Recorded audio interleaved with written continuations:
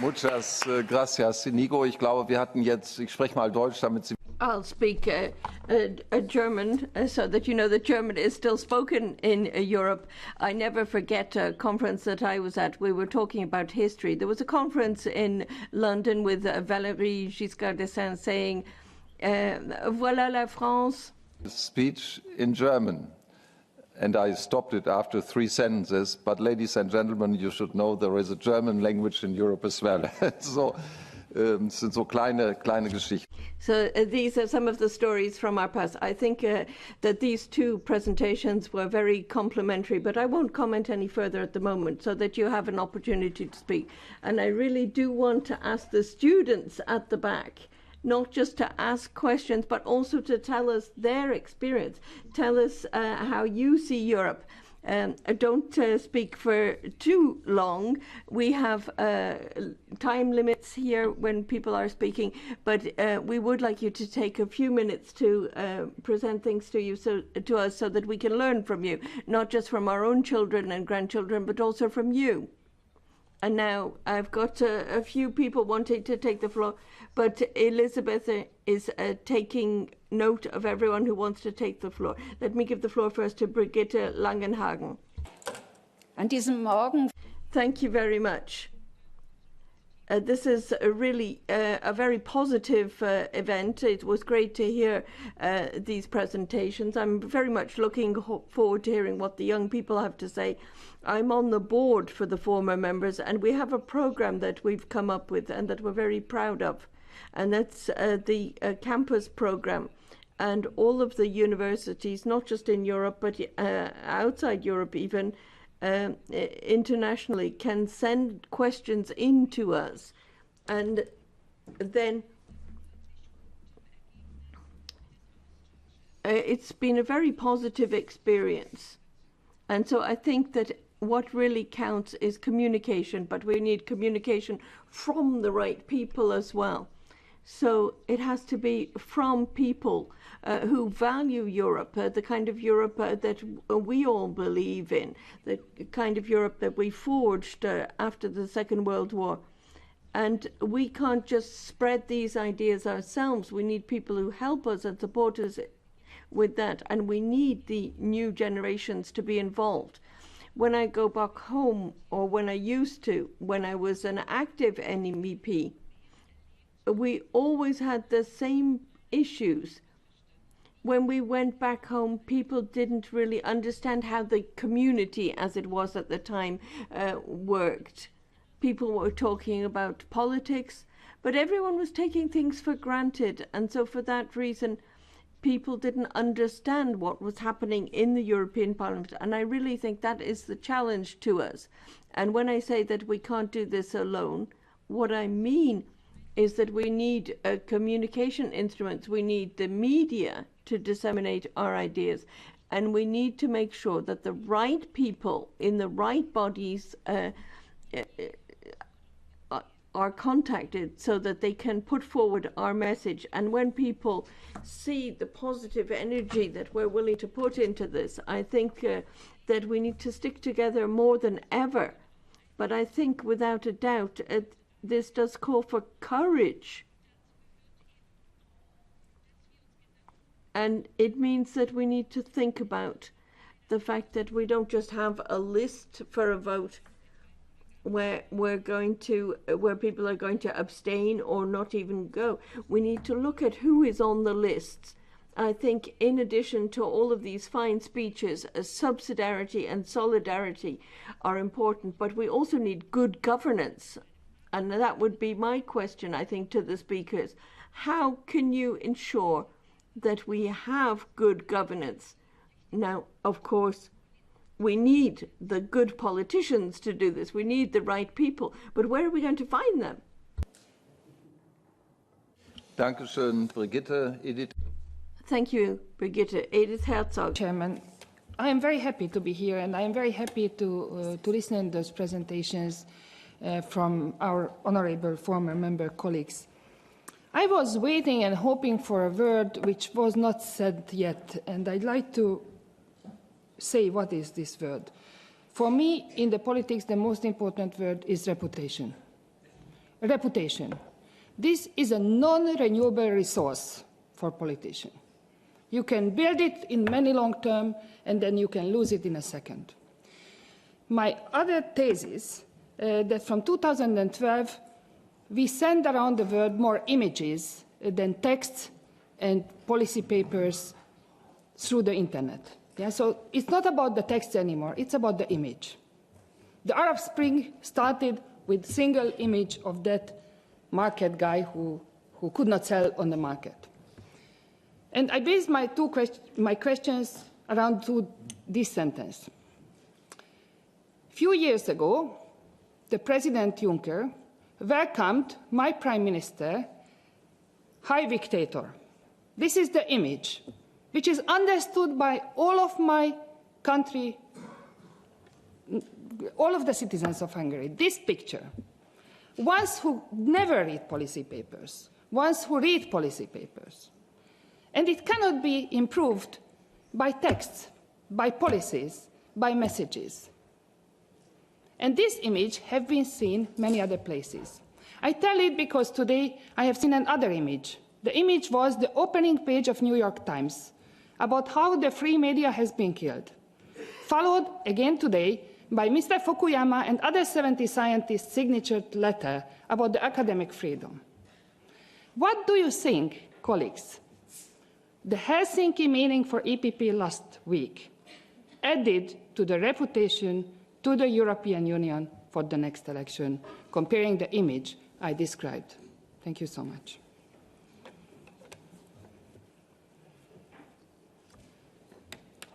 May I ask a question? You mean Helsinki, was Helsinki of the EPP positive or negative? And can you explain? Because I didn't understand. I think Mr. Dzurinda understood my question, so I hope he... Look, yeah, the EPP enforced how much they wish the Hungarian party inside the EPP and how much they think and that it represents the European values we are all proud of. What do you think it's add to the reputation, not to EPP only, but to the European institutions? Thank you.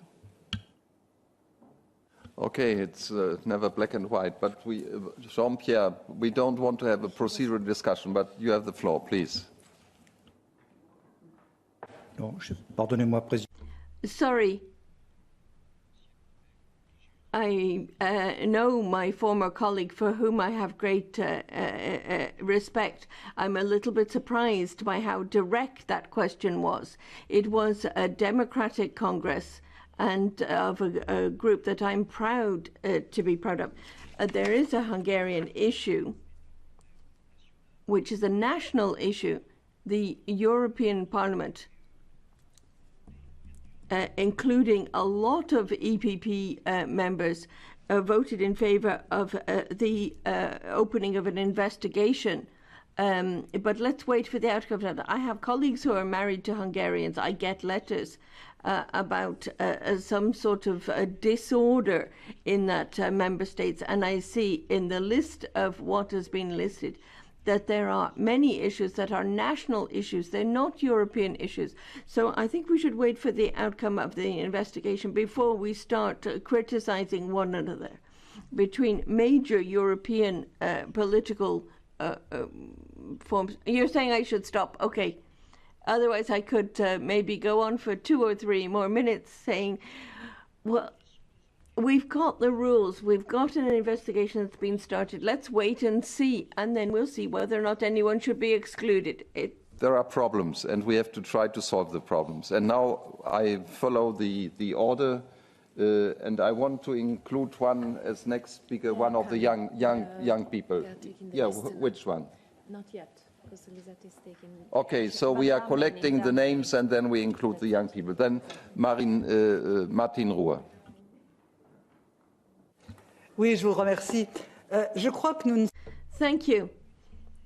I think perhaps we haven't effectively learned to use social networks and all of the new media. I remember in France when we had the referendum on the Constitution, there was fake news, we saw all these lies, and we weren't able to respond, even though all of this was being disseminated on social media very quickly, and we're not reacting quick enough because everything's happening very, very quickly now.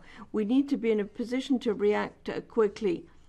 And then people have discussions in bars, in market, and the anti-Brussels rhetoric is really spreading very quickly. We haven't been able to explain things. We haven't been able to defend things. We saw what happened in Greece. Why is it that Alexis Tsipras accepted the conditions that were imposed by the Commission? And it's because without the protection of the European Union, a highly indebted country is in the hands of the creditors. But are we able to explain that to people? I really don't hear that message getting across. And so I think we need to say, even if sometimes things coming from the Commission are binding, they're actually less tough than the threats from the creditors. And when people go it alone and don't have the European Union behind them. But that's the message we need to be getting across to people.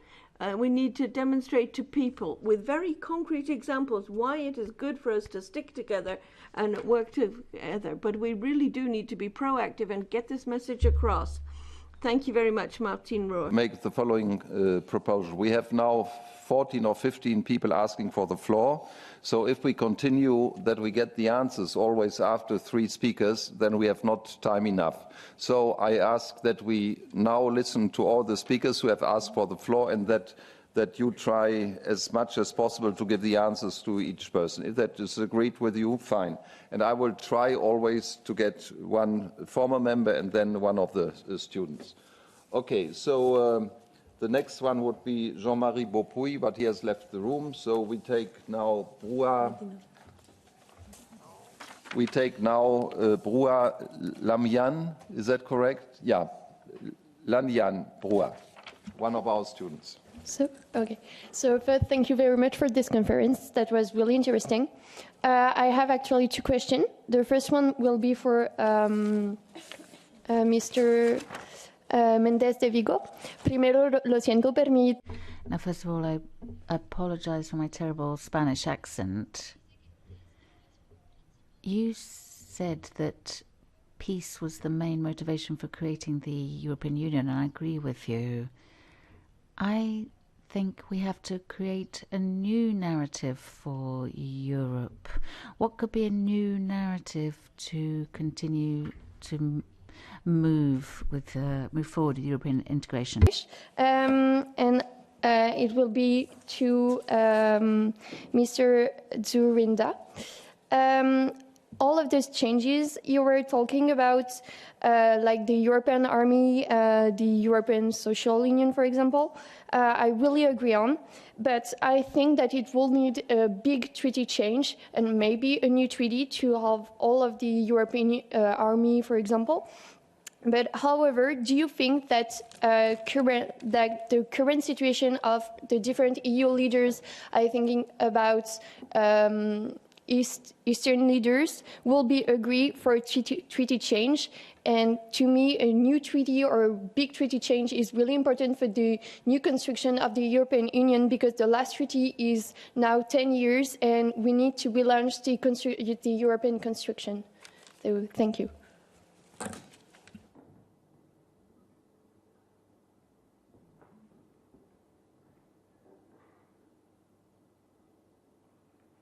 Okay, Lamian, is that correct? Lorian. Lomian. I never heard this word, so congratulations. Lomian Brua. And then Manuel Medina Ortega.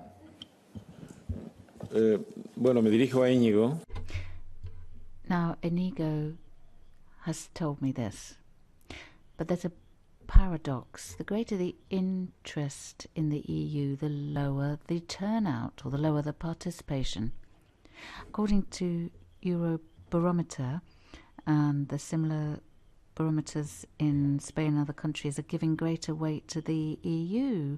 However, when we get to the European Parliament elections, it's not the pro-European groups that win, but often the smaller minority anti-European groups. Now, I have a lot of British friends, but I didn't know a single one who was in favour of Brexit.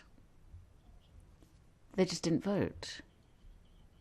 I remember the Spanish referendum on the European Constitution. I was in the province where there were the most votes in favour of the Constitution, Las Palmas, mine. 95% of people voted in favour, and they said, well, which elections do we all agree on usually? So it's a paradox.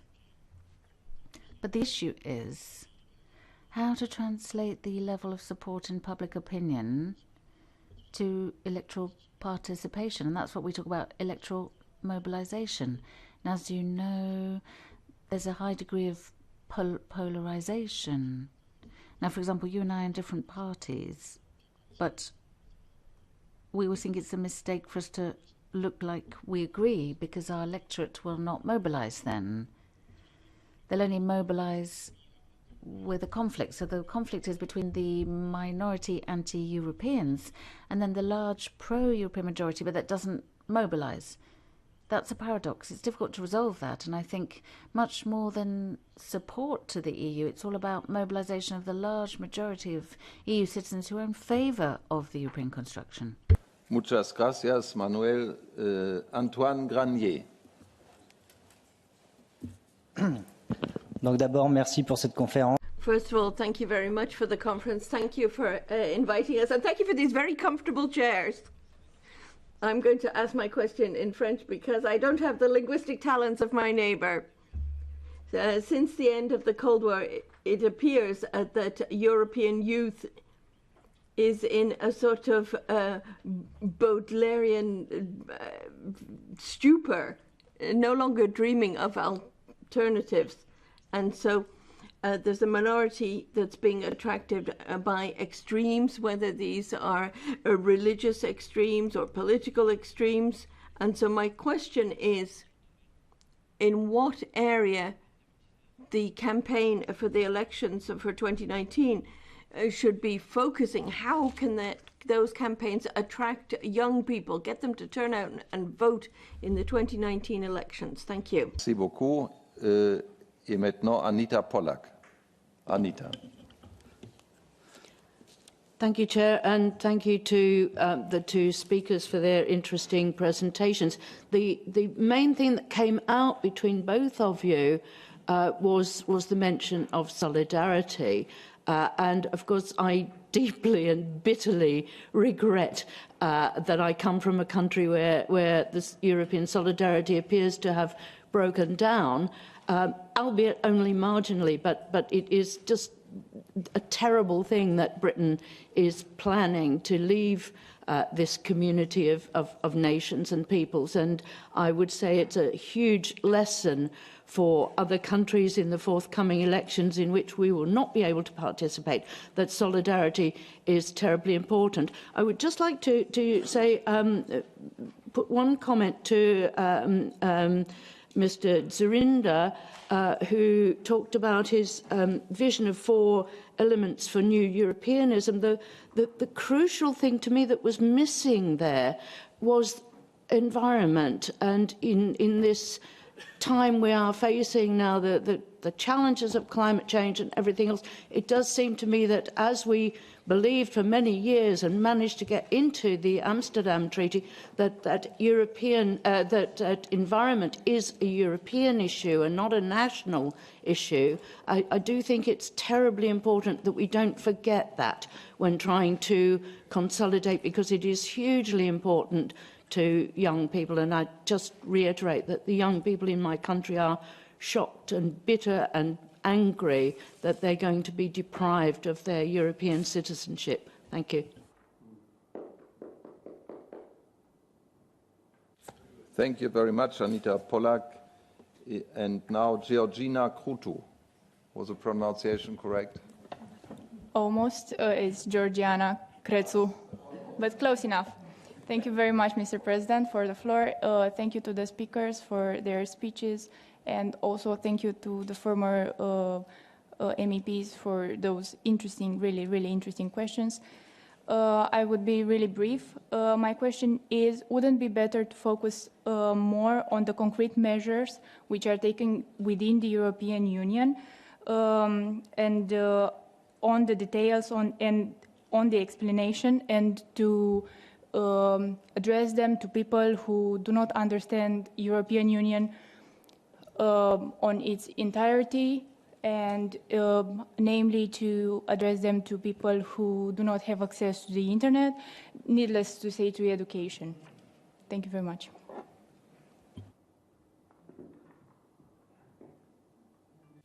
I just want to give you an information. Prime Minister Dzurinda has to leave us 12:15, so I will give the floor to him 12:10 if he agrees. So then he can make his statements and then we continue with the other questions. But just that you are informed about the procedure. I want to be very fair. Okay? It's agreed. Et maintenant, Jean-Marie Beaupuy. Merci, Monsieur le Président. Thank you very much. I have a very short question, in fact. The populists tell us that each country is losing its sovereignty. Could our speakers tell us how they explain sovereignty at both at national level and European level? What does it mean to keep your sovereignty? What is the substance of sovereignty? Because that's what the populists keep saying, sovereignty, sovereignty, sovereignty, but they never explain what they mean. Votre définition de la...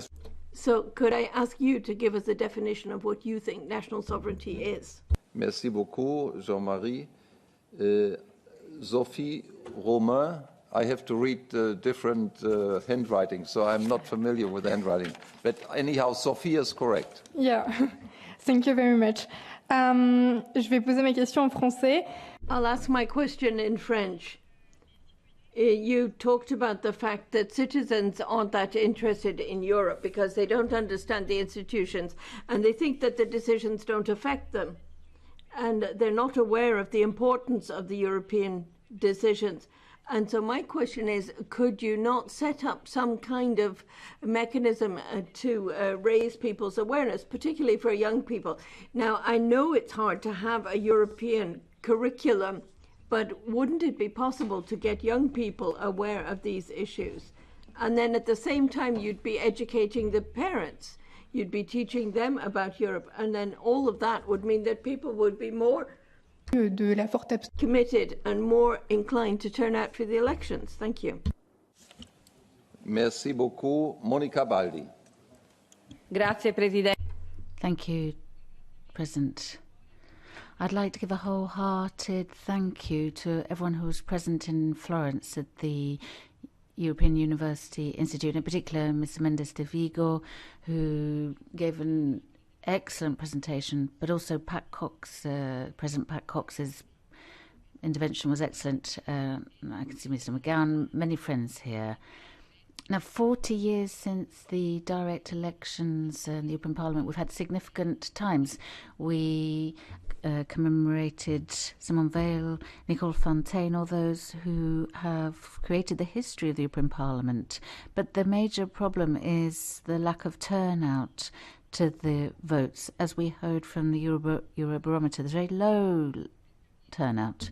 So we wondered what the reasons could be behind that and how we could bring about a greater turnout. As Inigo said, the major problem is the fact that some people want to destroy the EU, destruction also via information that's given by the media, by the press.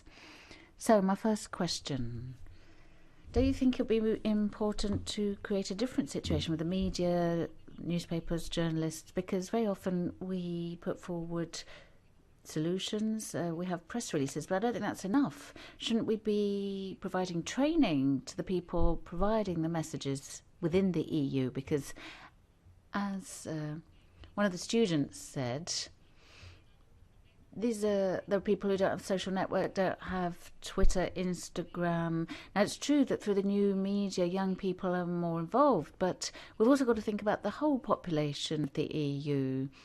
So that's my first question. Don't you think that we should be creating a different relationship with the media and papers and provide training for journalists. Second question, Former Members Association does a lot of work with respect to EP to campus and also the collaboration with the Florence Institute. That's bearing a lot of fruit.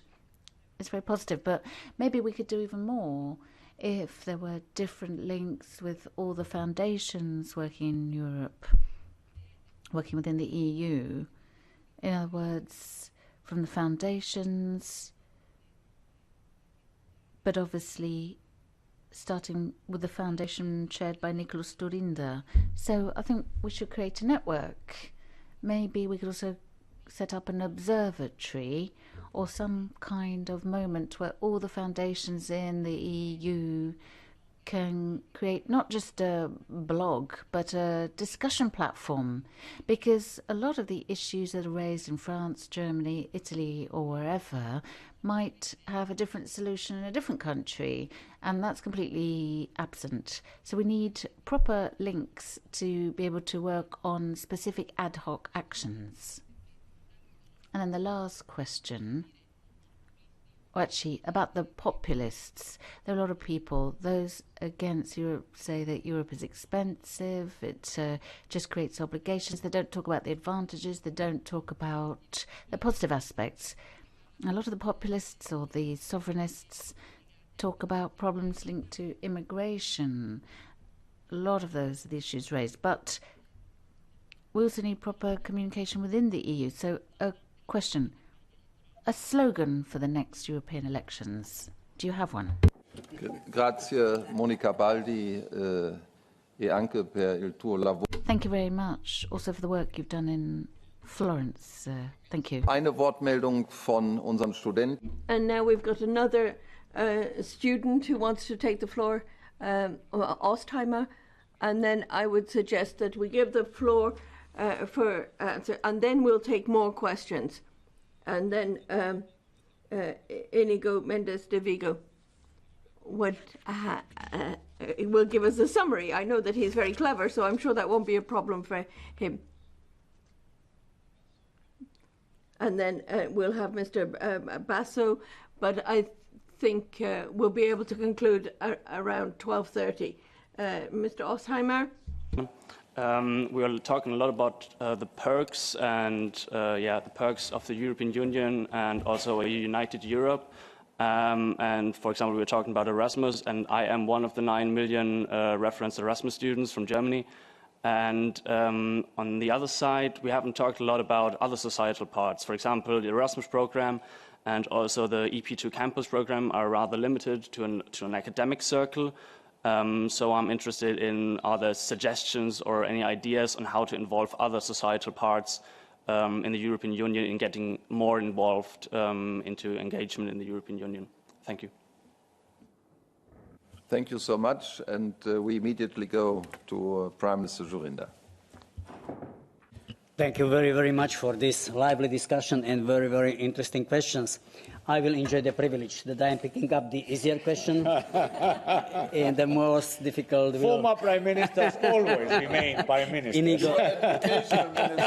Inigo, will respond the others. I am glad that, Madam, you are coming, because your question was not only interesting but very, very, I would say, challenging. We face unbelievable challenge, the crisis of leadership, not only in Europe, but look at the United States. So the question is why and what can we do? I have 5 minutes, so it is very, very difficult. Look, we lost reputation as a political elite. Maybe to some extent this is our sin. But maybe also the influence of social media and media as such. I will be provocative a bit because I have a space very limited. If I look at the CNN in these days, they help a bit President Trump, but they do not help something positive for the future. They are only beating in the morning, they are only beating during the day and in the evening. Sometimes I have a feeling that there is a special power in the world, in the space, media. And now I have sometimes the impression I am out of the politics in these days. I feel myself very, very free.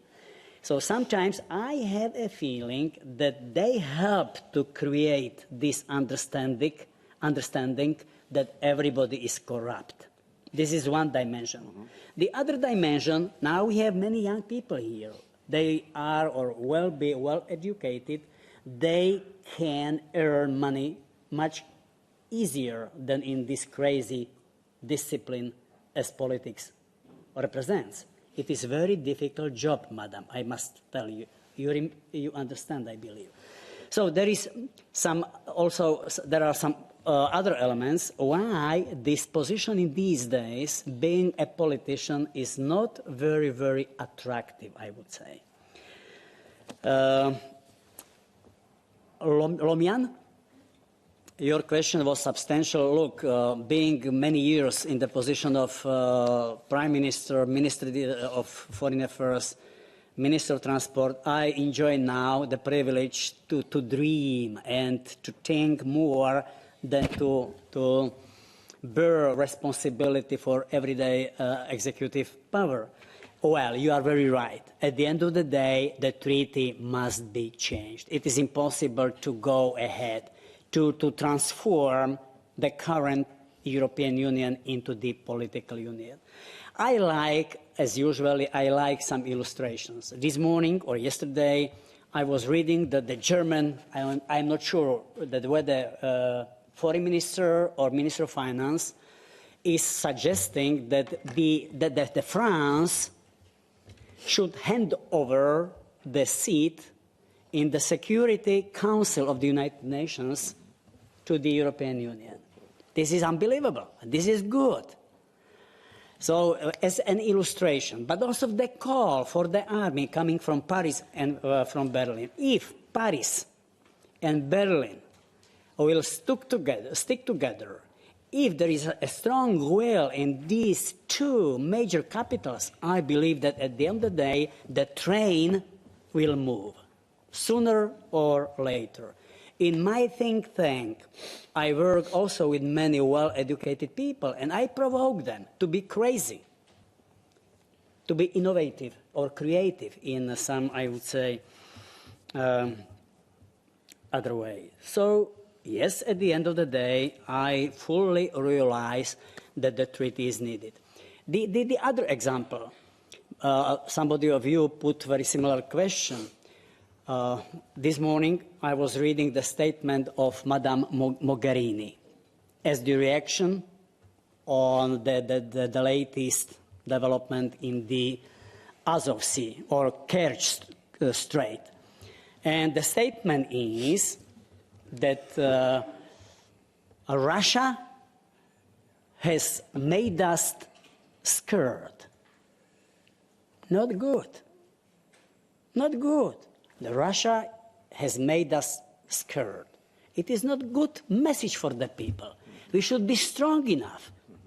We should be able to react. How, under these circumstances? European External Action Service. It sounds very nice. But what about competencies? Migration. We need readmission. How to manage migration without readmission. You know what readmission means. People who are not granted asylum or permission to work in Germany, in Sweden, should be returned. How should it be possible without readmission agreements? There are many, many countries in Africa which are not willing to make readmission agreements with the EU. Who is responsible for it? I would tell that EAAS, but I know that the institution is not equipped with enough competencies. So, environmental issues. I was thinking, madam, about that. Making long story short, if I am mistaken, I would welcome your reaction or an email to my office, but in my head it is written that industrial policies should be left at the national levels. I know that coordination is needed, but we work, we cooperate at the level of the United Nations, for instance. So in my head it is written that at the end of the day, how to reduce CO2 emissions, how to adopt many other measures, these issues should be left at the national level. This is crucial and fantastic issues. How to implement the principle of subsidiarity in the practice. I was thinking not only about the environment, I was thinking, for instance, about the basic research. But at the end, I still believe that these 4 areas in which we should be able to decide and to speak with one voice, foreign policy, defense, single market, and common currency, is enough. Sovereignty. How to define sovereignty? This one is a difficult one, huh? So No. No. Oh yes, it is. I thought it was difficult. I will finish. I thought it was for me. Yeah. For me. Okay, I am leaving this for you. No. Go ahead. Go ahead. Look, this is just about competencies. I lived in Czechoslovakia. The title of the country was Czechoslovak Federation. It was not a federation. Do you know why? Because it was built from the up to bottom. We are happy in the EU because we are built the other way around, from the bottom to up. So in Slovakia, I am ready to tell or to explain to people that, look, in foreign policy, the competence is executed or carried out in Brussels. In defense, in Brussels. But industrial politics, education, healthcare, pension system, this is everything my national responsibility. It is possible. It is the issue how to divide competencies, how to execute these competencies. Now, we are confused. We are a bit lost. And we promote a national sport.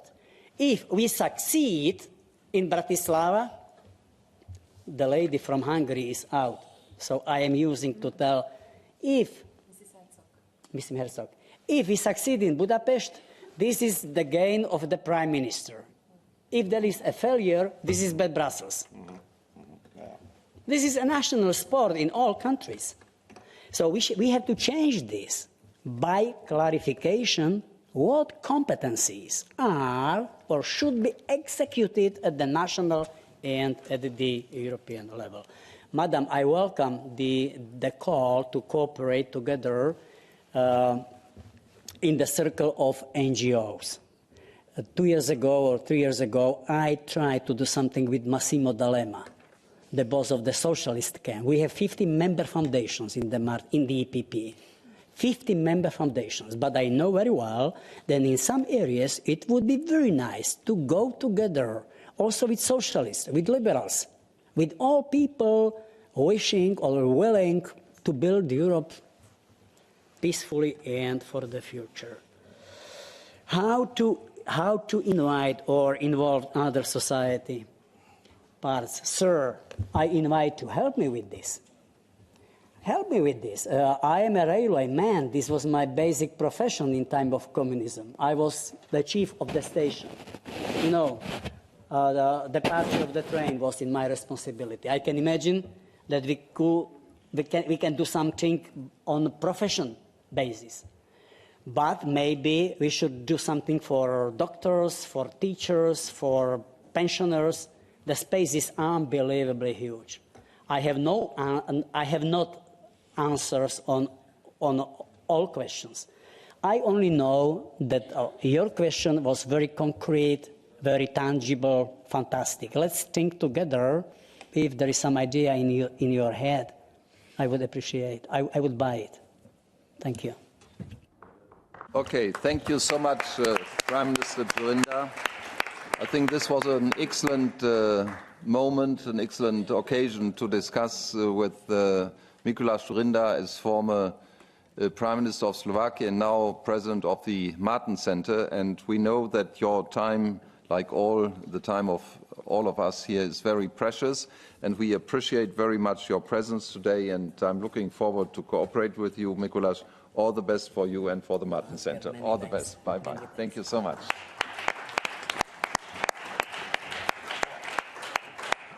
Okay, so we continue. The next one is now Michael McGowan. Yeah, but okay, if you want, then I give you the information. I have still on my list Michael McGowan, Robert Morland, Pia Locatelli, José Ribeiro e Castro, Franco Malerba, Ole Schmidt, Manuel Porto, and Harder Carr. Okay, would you accept that now first Inigo gives his answer? And then we come to the next round? Okay, so you start, give your answer, and then we come to the next round. Okay, fine. Thank you, Ansel, because Mikulas has done it very well, so I'll try to be brief. To Edith Herzog, who is not longer there, I think that Article 7 is a safeguard for all citizens.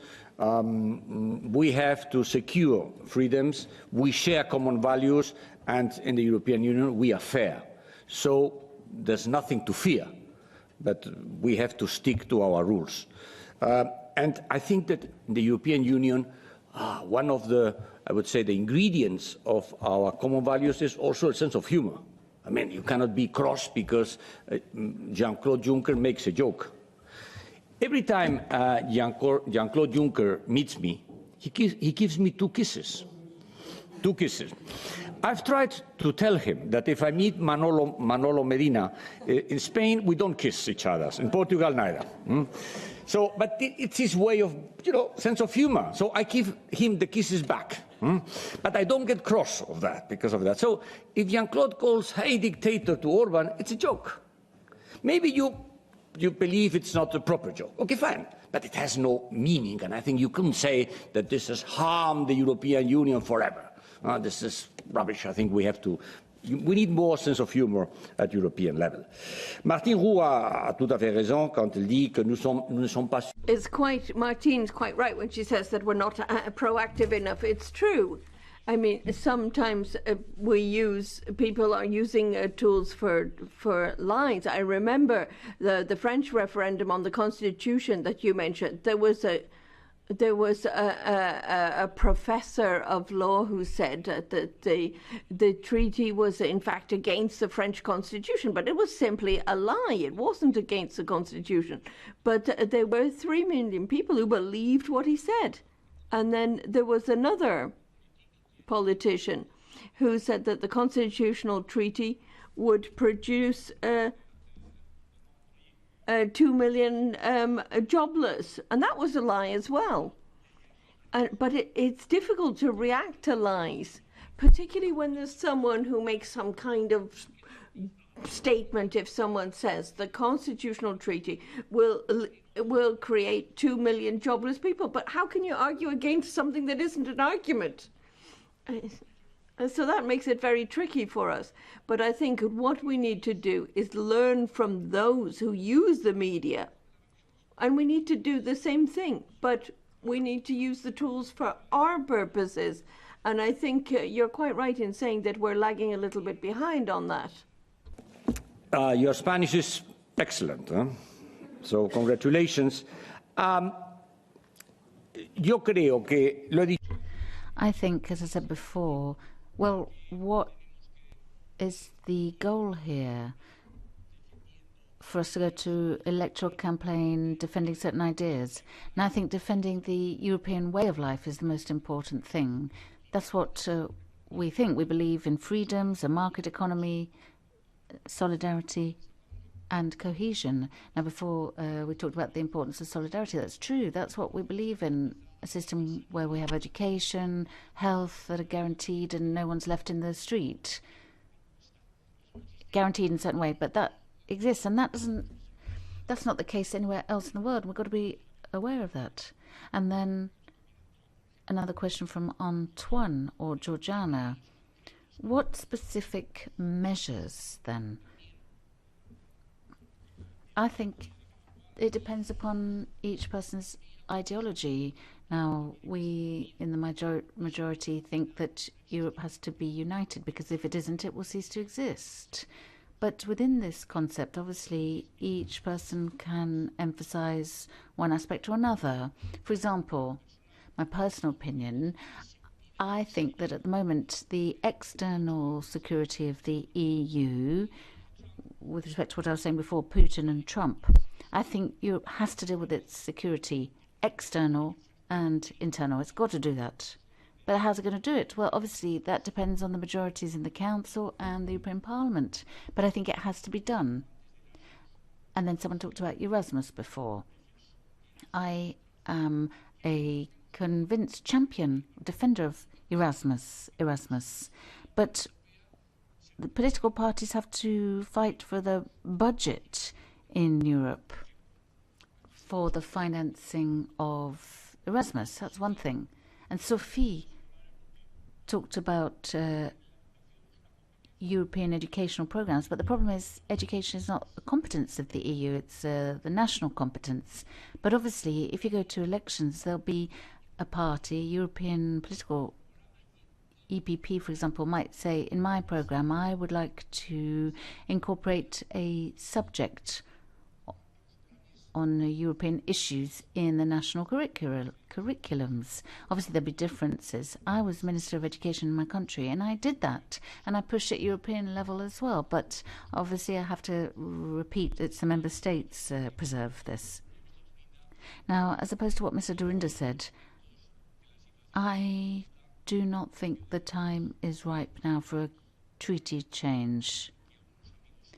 Now, some friends might know that I'm an obsessive of the treaties. Now, I love treaties. I've always been a proponent of them and of the EU. But it's got to be the right time. It's got to be politically the right time to draw up a treaty. And I don't think that's the case now. And in particular, what's very important is that I do not think that an EU of 27 can allow itself to draw up a treaty that has to then be ratified by the 27 member states. That's impossible. We saw it with the constitutional treaty, that it then gets hijacked by what's going on internally in a country. So if we're not going to solve the issue of ratification, I don't think we should change the treaties. And on top of that, I think that the current treaty provides for many different possibilities. For example, security that I talked about. There's structured cooperation in the military and defence. I think that's perfectly sufficient. So I really don't think now is the time to have a treaty change. I've also been asked, well, about the campaign. I think the European campaign has to focus on what we've done and what we are, but also future-oriented projects and what we want to do in the future. We've talked a lot about how important it is to make it clear that if we do not act jointly together, a union of 27, in this new world where we've got these emerging powers, isolationist powers, Europe will not count. And I think that's very important. People understand that. If we are separated, if we're isolated, others will dictate the rules. Others will impose the rules on us. So if we want to count, we have to be united. We have to act together. And I think that's one of the key points as far as I'm concerned with respect to the EU. Then sovereignty. Sovereignty is a French concept that was developed by Jean Bourdin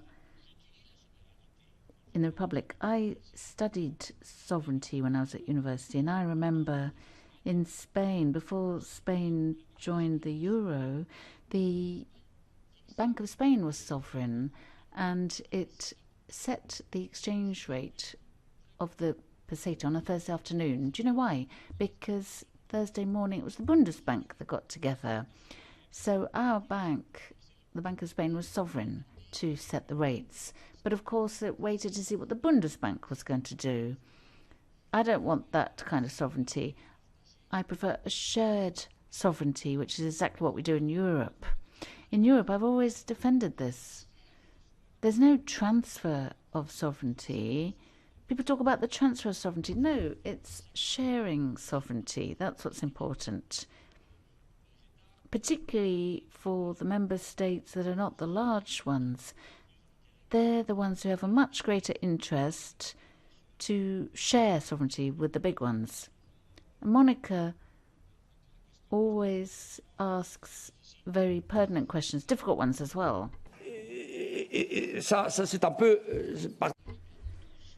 But it seems that you've all mentioned this, communication and how we can better connect with people. I think it's very difficult. Now, maybe I'll surprise you when I say that today, as opposed to 20 years ago, we have the means to know what's happening in the European Union. When I joined the European Parliament in 1992, I didn't receive any letters. No one wrote to me. Hardly anyone, that's the truth. But it's completely changed with internet and with email. So today there's a very close relationship, if people want it. If you want to know what's going on, I think the information put forward by the European Parliament is very good. But sometimes people say, oh, I don't understand anything. It's too difficult, but they're not making the effort to understand. Back in 2002, I was invited to Salamanca, to the University of Salamanca, to talk about Europe. It was a round table, but actually it's never a round table, it's a rectangular table. Anyway, the so-called round table, I was there with the President of the European Court of Justice, the judge, and Marcelino Oreja, the former commissioner, and myself. And at the end, someone got up and said, what are you doing to better explain Europe? And that day, well, maybe I hadn't eaten enough, or I don't know, maybe it was the wine, actually. But I got really angry. And I said, look, I do what I can. I've come to Salamanca today. I've travelled 200 kilometres. I'm going to travel 200 kilometres to go back home, to talk about Europe. And there were two gentlemen here who I think were better placed to talk about Europe. What have you done? How many of you are there? Well, there's 6 of you listening to us. Only 6 of you in the University of Salamanca, with real experts here. Now, I was the exception, but the others were real experts. And only 6 people have come along to listen to us. Well, you've got to make an effort if you want to understand. You do have to make an effort to get informed. You can't just say, oh, it's very difficult and it's very far away. No, it's not far away. Today, with technology, it's even easier. It's not far at all. But you do have to want to learn. And then the slogans, well, that's difficult. For the sake of your future. Écoutez, vous m'avez donné 10 minutes. Well, I've just come up with that in 10 minutes. The Prime Minister didn't do anything. Okay, thank you so much, Inigo. We have now the following procedural situation. 12:45 conclusions from my side for 15 minutes. So I need no real great conclusions, so I can give the time to you and to Monsieur Bassot. My proposal is we still have 1, 2, 3, 4, 5, 6, 7, 9 speakers. 9. And then the answer, and then Monsieur Bassot. And we have several who have taken already the floor. I make the proposal. We take all of them, but I really must insist that you speak not longer than 1 minute, and then I take everybody. It's okay? And a short answer from Inigo Mendez de Vigo, and then we hear the presentation of Etienne Bassot. And I have heard that José Ribeiro y Castro already said he will not speak again. Jean-Pierre Audy will not speak again. Manuel Porto will not speak again. So we can... Okay, so then we go in the order. So I got it wrong. Let us not discuss whether or yes, you get the floor. 1 minute now, Michael McGowan, please. Thank you. First apology, I will have to leave at 1:45. There has been reference to security and defence, and there seems to be a general assumption in the European Union, but particularly here, that we are talking about military solutions to security. when in fact we know that the planet is under threat, including Europe, because of terrorism, climate change, extreme poverty, inequality, the non-empowerment of women. The development role of the European Parliament has been very important indeed. When I used to go around Europe encouraging other member states to join the European Union, I wasn't really interested in that they also wanted to join NATO, that they should have a commitment to development. And in the developing world, there's no doubt that the reputation of the European Union is very high. Just one example, I think, of very good practice. The Republic of Ireland has national service, but that national service is entirely for peacekeeping, and many people in national service have lost their lives. I think this is a good example. So these are really comments rather than questions. So if I leave in about 10 minutes, you'll know why, and thank you for an excellent contribution. Thank you, Michael. Robert Morland. Thank you, Mr. Chairman. Last month, I went to a meeting which was addressed by the Foreign Minister of Hungary. And I have to say, with no apologies to any Hungarian here, I thought he was a rather nasty piece of work. But what did concern me was he was raising exactly the same issues that we got in the United Kingdom during our referendum. And it leads me to the conclusion that we have to address these issues, or, let me phrase it another way, perceptions, particularly, obviously, migration. Particularly kind of the image that we're still undemocratic, run by a bunch of unelected commissioners and so on and so forth. And even if I take an issue on the other side, one you would have think the UK would be a big benefit for, which is the single market. The public doesn't really understand it. What I'm leading up to in my question is that we do have to address these misconceptions, and we also have to get our governments to constantly not praise themselves when something is right in the community, and then when something isn't right, it's the Commission. Okay, thank you, Robert. Pia Locatelli. I will take the floor, even if I was ready to renounce.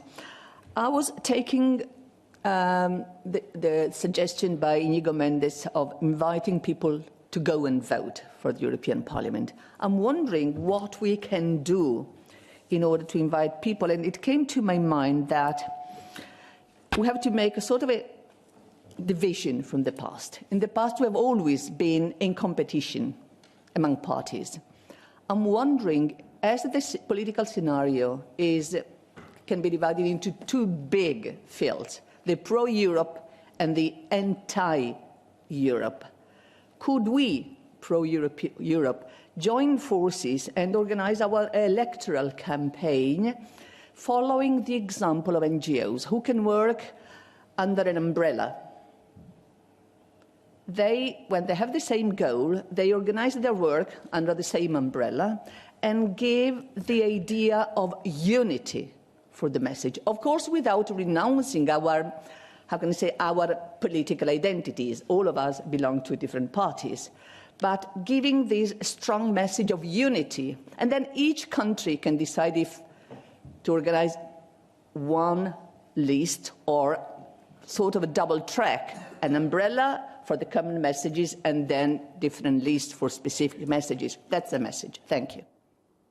Grazie, Pia Locatelli. Franco Maleva, Louis Wolle. If you wish. Thank you, President. Two quick questions or comments. One about the fact that together with the European Parliament elections, in fact, we are called to identify the future chairman of the Commission. This seems to me, or chairwoman, of course, chairperson, yeah, quite right. And so I think that this is an opportunity that should be better exploited. In the past, I don't have the impression that we had this sense of importance in terms of influencing also the European Commission.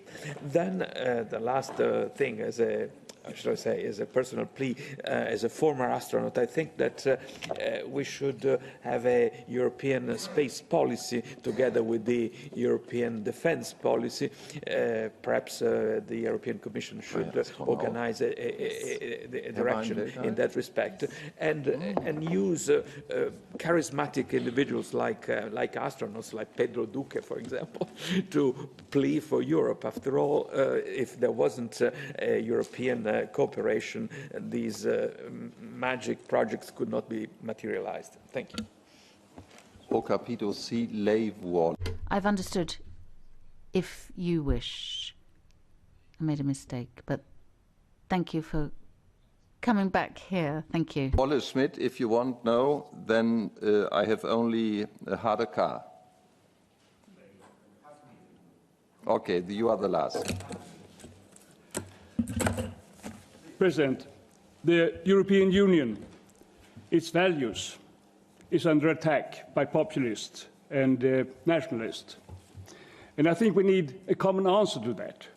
The European election and the campaign before it offer such an opportunity to unite against these forces. And we should, in this election campaign, decrease our discussions about what separates us, conservatives and socialists and liberals and whatever, and try to unite against the common enemy, those who want to destroy the European Union. So my parole, make it yours, is pro-Europeans in all countries, unite! Oh. Very good. Okay, everybody can agree. I just get the information. Our translators officially stop at 1 o'clock. I asked them to continue maybe 5 minutes. This was my experience in 35 years. They are generous to give us another 5 minutes. So I ask Inigo Mendez de Vigo to be very short, although it's difficult. And we need the time, 15 minutes for Etienne Basso. Okay? So very short, Inigo, please. Very short. I don't want to be... okay, can we do it later? No, it's just really an invitation. Short, do you agree with me? It is Please. to make an invitation for the former members, for the young people. On Tuesday, coming Tuesday, the 4th of December, there will be a presentation of an English edition of the Treaty of Lisbon, made by Commissioner Moedas, and is open to answer to questions. So it is an invitation. I'm a co-editor of this edition, and with your help, as far as I know. So come here in the Library of the Parliament from 6 to 7, not more than that. So we will present the Treaty of Lisbon. I hope will remain, not another treaty. And so please come. It is an invitation. Okay. It was half a minute. Thank you very so much. Sorry. You even can find, I think, although I'm not an expert in these questions, the Lisbon Treaty in English in the Internet. Is that correct? Okay. Inigo. I fully agree with Michael. Defense, security is in the sense of safeguarding our freedoms, but there are many important issues that really define what the European Union is. Robert, I think it was Jacques Delors who said you never fall in love with the common market. It's still the internal market, it is true. But I think, and that's the task of the politicians, to explain why it is positive for the people, for everyone. And this is also our task. It is not easy, huh? But I remember yesterday, for example, Commissioner Moedas, when he talked about Galileo and the GPS, he gave us some very good examples. In my view, we should develop. But it is true, it is very difficult if national leaders go and blame the European Union from Monday till Saturday to ask for a good result in elections on Sunday. It doesn't work. So we have to ask also our politicians at home to be fair with the European Union. And of course, the European Commission is an elected body by the European Parliament, and I could give you some name. It is. Well, it is. The President of the United States is not elected by the people directly. It's elected as the... No, it is true. You should ask some non-members of the Commission who were sacked by the European Parliament. I'm not going to mention any names, but there are three. So this is democracy. It's the European Parliament that, at the end of the day, gives its approval and through a hearing. Pia and Oleg, well, this is a very interesting question, and this kind of meetings usually come up with some suggestion. I think it's a good idea. I think that the pro-Europeans should unite, and maybe a manifesto saying that at least, well, but then afterwards, of course, you put your emphasis on different questions. That's fair, it's political parties. But a kind of engagement that, listen, we are together for the sake of Europe in that direction, and with these proposals, which is economic growth with social dimension, we could add them. But people should know that if they are voting for these political parties, they would afterwards join forces in order to go for more Europe, for better Europe than something completely different. I thought, I was always, Franco, very much in favor, as both hands get, for the selection through political parties of the Spitzenkandidaten. Why? Because this is an argument for people who say, well, why should I vote in these elections? Well, because you are electing indirectly the President of the Commission. And I don't have a negative approach to what happened 5 years ago. I think there were good debates. I think we should encourage them. And maybe the idea both of you develop of the common manifesto would go into that direction, because there you could see in the debate who's in favor, who wants more Europe, and those who want only, as I mentioned before, to destroy. There are people who want to destroy. We are in favor of Europe. And we may argue amongst themselves the direction we should take. Should we finance with more money Erasmus? Should we go for research and investigation? Well, that's the political debate. But the real thing is that we want to go further, and we don't want to go back. So I think I was, like Astrid Lulling, very short.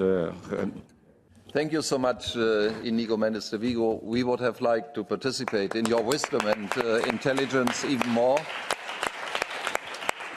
And after your great experience, it's good to see that your heart still is very warm for Europe. And thank you so much for your great engagement in the different conferences, and hope to see you very often and very soon.